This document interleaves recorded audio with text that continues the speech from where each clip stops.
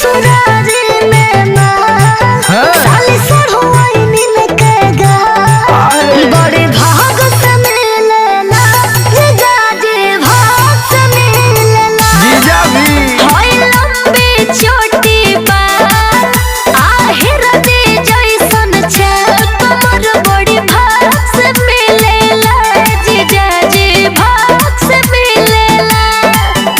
अभी तो जीजाजी गांव के हमार सब सखी सहेली मिलल चाहते और अब जाए फौहाल है।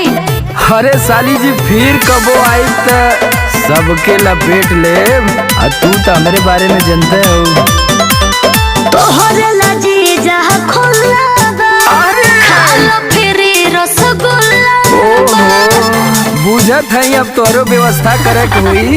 हो गई लूसाया बोलिया छुरी लागता अच्छा बियाह